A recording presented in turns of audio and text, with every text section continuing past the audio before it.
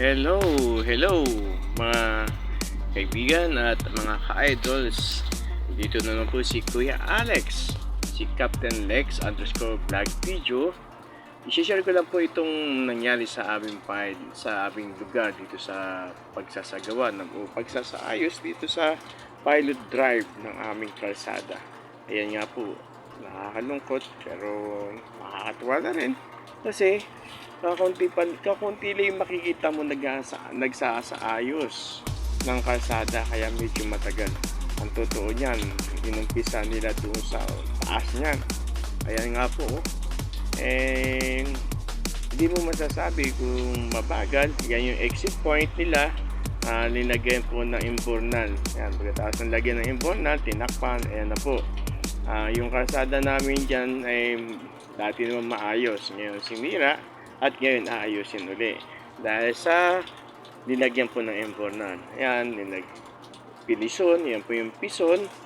Maliit na pison na siyang pamatag sa mga sa lupa, no?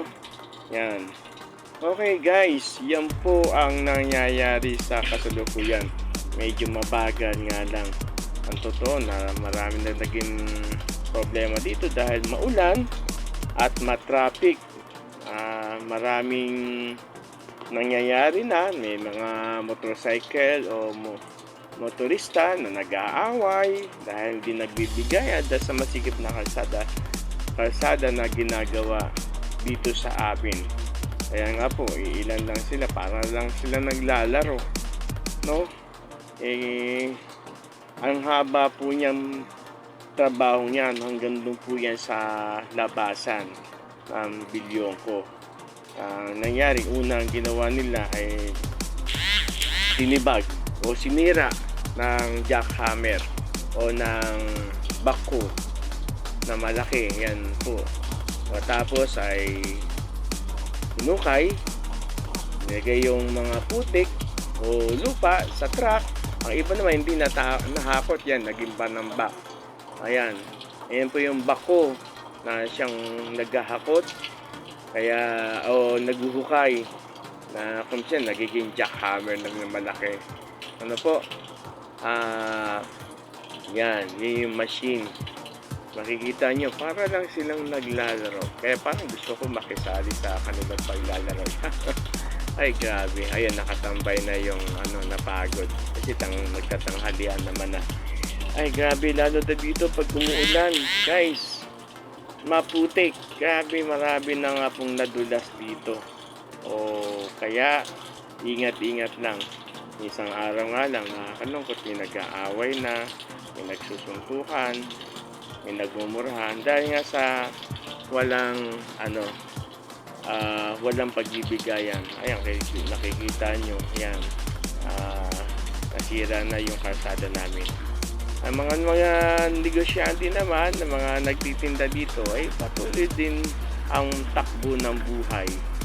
Ayan, makikita nyo po, ayan yung mga exit point na kung saan ay yan yung ginawa nila. Ano po, kapag natapos niyan, may exit point, no? Kumbaga sa meron silang lilinisin kapag parado na yung imbornal. Pwede silang magsagawa ng paglilinis. Yan po. Yan, malapit po yan sa akin pong business sa barbershop ko. Yan naman po yung dulo, no? Yung makikita, yung patatanaw yan. Exit point pa rin yan. Bawat po, iwan ko lang kung ilang metro bago lagyan ng exit point. Siguro, mga 10 meters o 20 to 30 o ganon, 30 meters. Yan po yung mga kaibigan natin, mga tendera sa gate 2. Yan, bagamat mahirap ang buhay, tuloy pa rin yun. Kaway-kaway pa sila ate.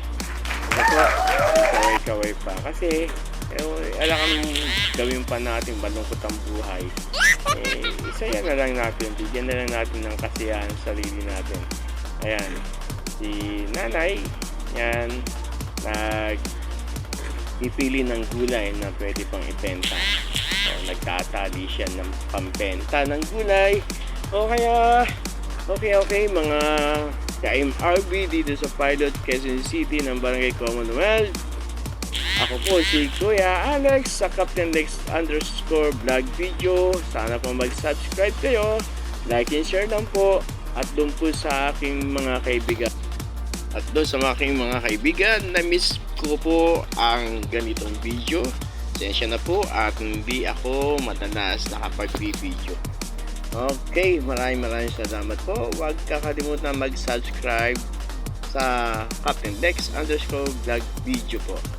Okay, antabayan na po natin ng matatapos na o malapit nang matapos ang pasensya ng mga tao dito sa MRB dahil sa tagal pa ng aming hihintayin bago matapos itong kalsada na isinasagawang pag-aayos dito sa aming lugar.